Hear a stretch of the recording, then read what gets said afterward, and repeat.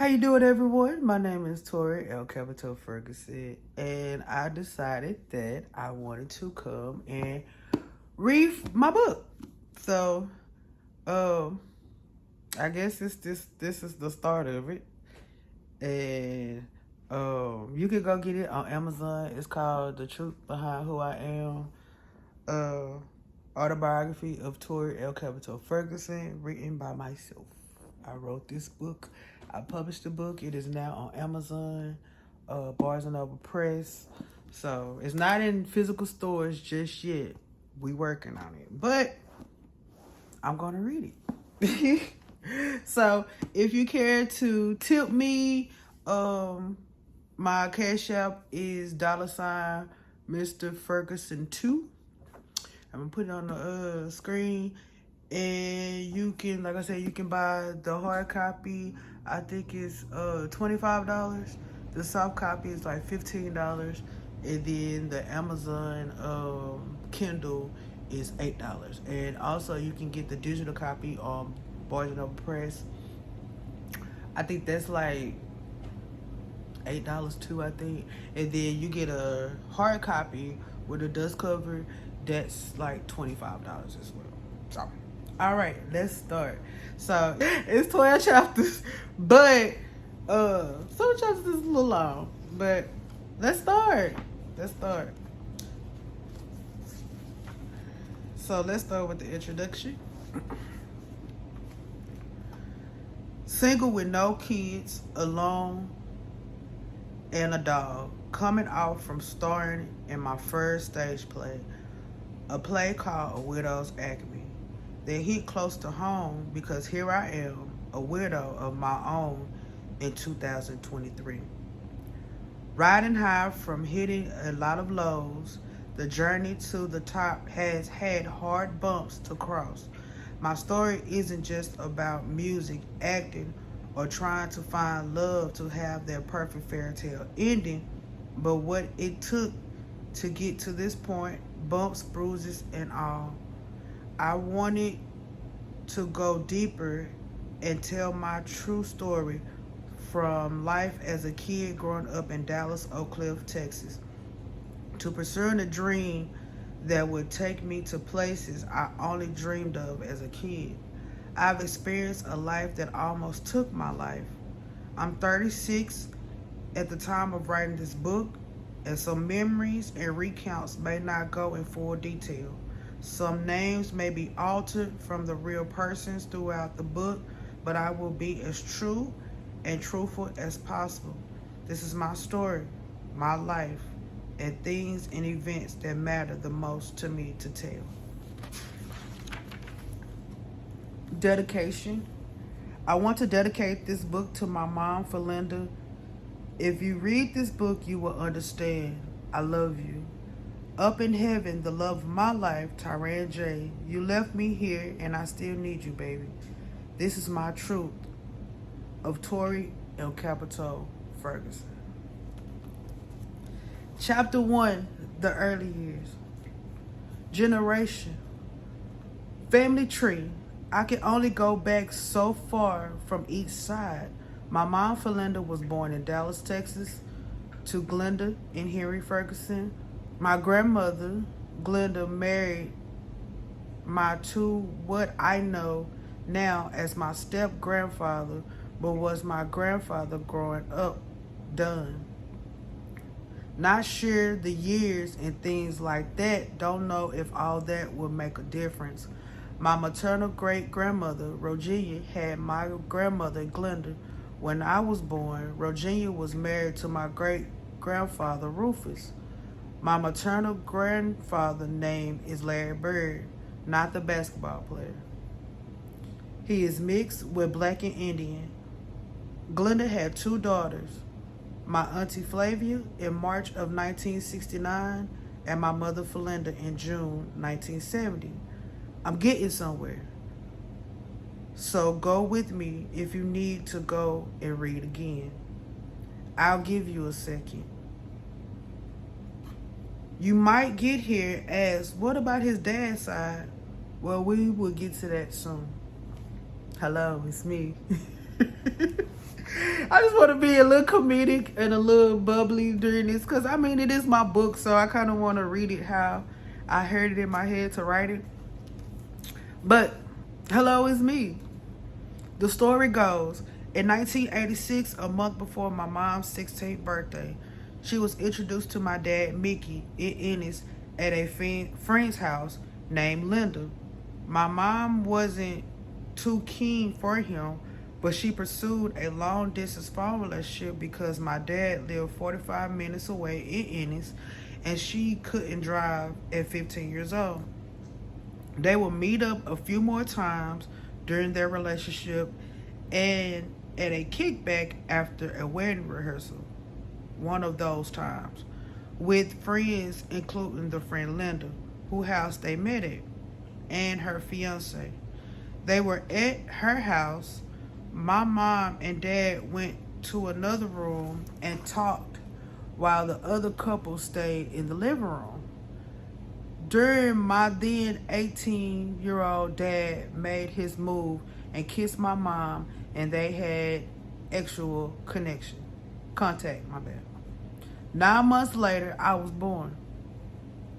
To bring more life to the story, after talking to my mom a few times about it, she didn't know she was pregnant, and that could be true being the young age she was and a virgin. My mom was the first of two girls of my grandmother to get pregnant, so I definitely wasn't playing. But on January 2nd, 1987, after 19 hours of labor, with her best friend from school, Robin, by her side, and the family pushing for 5 hours, I was born. My mom told me since she was so young, my grandmother stopped the doctors from making her push and suggested a C-section. So after about a week, there were complications with me, and I basically almost was unalive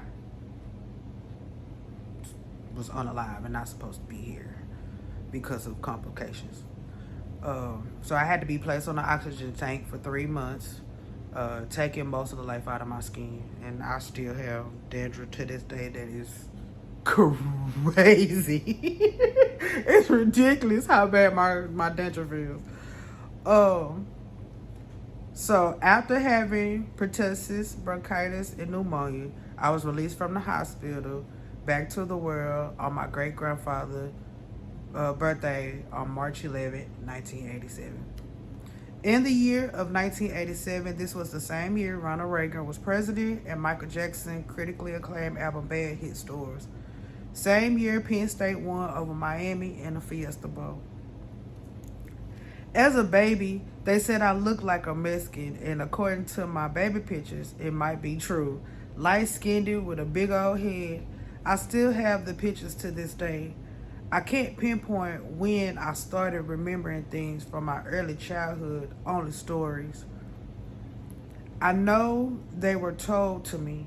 Since my mom was so young in age, I was more like the family baby. My mother, Felinda, at the time now, was at Spruce High School in Pleasant Grove. After getting put out from Franklin D. Roosevelt High School in Oak Cliff for fighting and cutting some chick with a pair of scissors. But that's her story to tell, and not mine.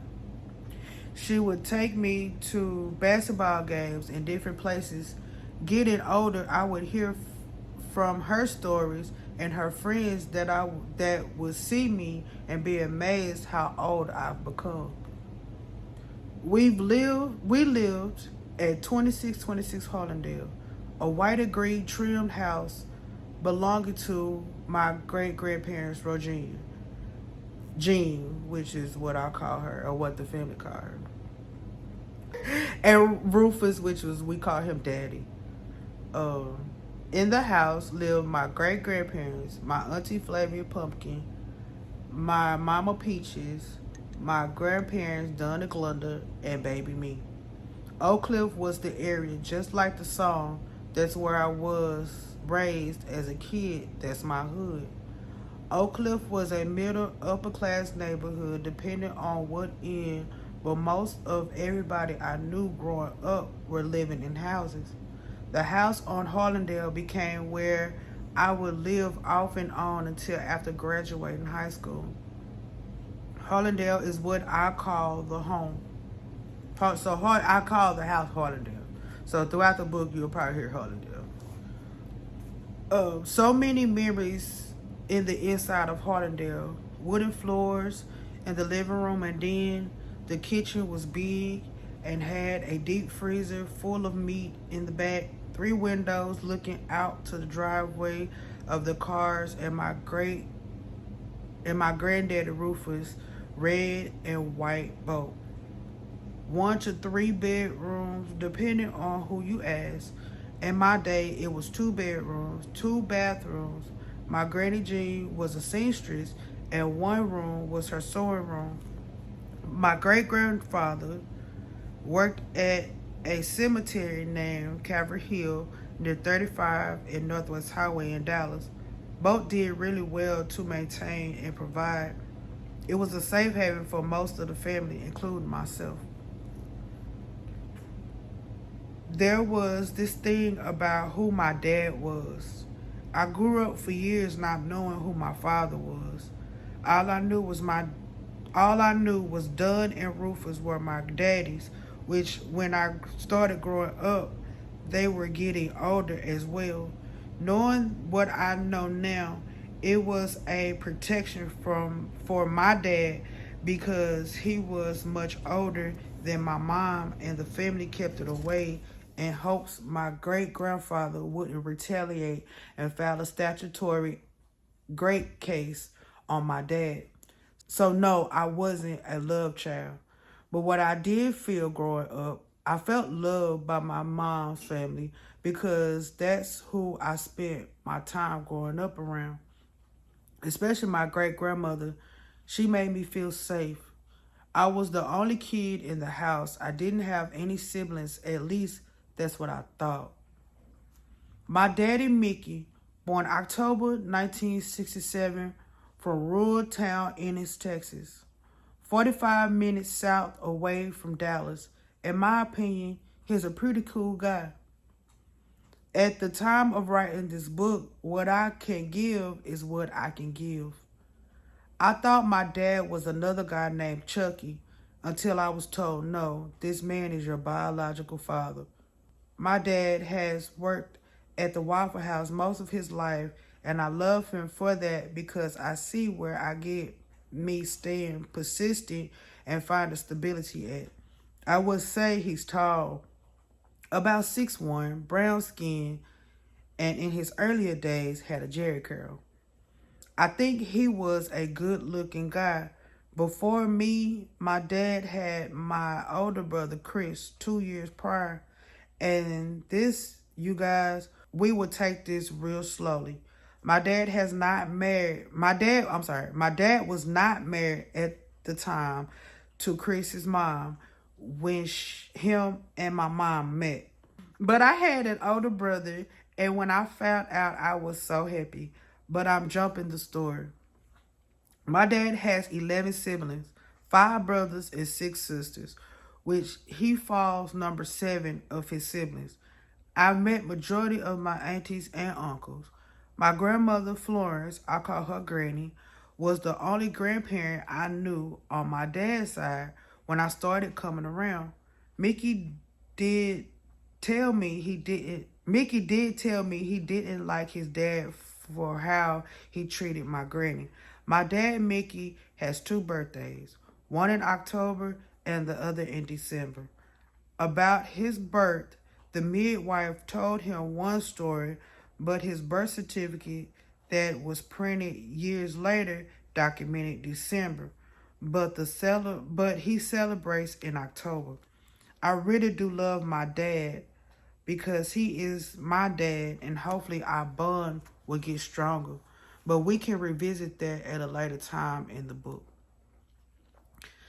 I didn't come from a direct musical family, so the only music I would hear is music from the radio, or if any album was played on my granny's stereo. I remember she had this long wood looking rectangular brown thing that top lift up, and you saw these two big black speakers on each side. Also remember, I used to be so scared that something would come out and get me. But the only thing that it did was pique my interest of the sounds that would come from it. Close your eyes and then hear the first notes of Betty Wright's No Pain, No Gain playing. As a 2-year-old, what I knew was that I was feeling the music dancing in my Pampers trying to climb up the stereo. The love for Michael Jackson came around age 3 or 4. It was something about him that I couldn't let go. By this time, he was light-skinned Michael, turned into white Michael. But I just knew he was something to watch, and I latched on. He was all I knew, all I ever wanted to know. I was a diehard fan, wanted everything about him and his brothers, the Jackson 5. We have this flea market called Trader's Village in Arlington, Texas. My mom used to take me as a kid, and the only store I wanted to go in was the record store. The owner, he had all the old Michael Jackson and the Jackson 5 cassette tapes. I used to ask my mom to buy me all of them and cry or be upset when I couldn't. She would say, She would say, Michael ain't paying our bills, but I always get a couple when we go. Saved up and had a whole collection. Pre-adolescence. Started school was coming up for me at the age of 4, and this is when I started recounting my own events. I started school in a daycare that was not too far from Harlandale, but what I know is I didn't want to be there. The only memory I could bring up is the teacher. Her name was Miss Bennett. To this day, I still don't like her. No. and don't remember why. I just wanted to be home with my mama and Jean. Around 1991, and my first day of pre-K started, I went to my mom's and my Auntie Pumpkin old elementary school, Roger Q. Mills. My first teacher was Miss Scaife. I was so nervous my first day. My Granny Jean woke me up. My clothes were ironed and laid out on the foot of the bed. I was happy because we went school shopping, ready to wear the outfit that was put out for me. Like any kid, school wasn't a place we wanted to go every day. We just knew we had to or have to. My favorite thing, I'm sorry, y'all. If y'all see, that's my dog, Princey. So if y'all see him, hear him, that's him. My favorite thing to do in preschool, in pre-K, was nap on my red and blue mat and sing the songs we sung. I started making friends too.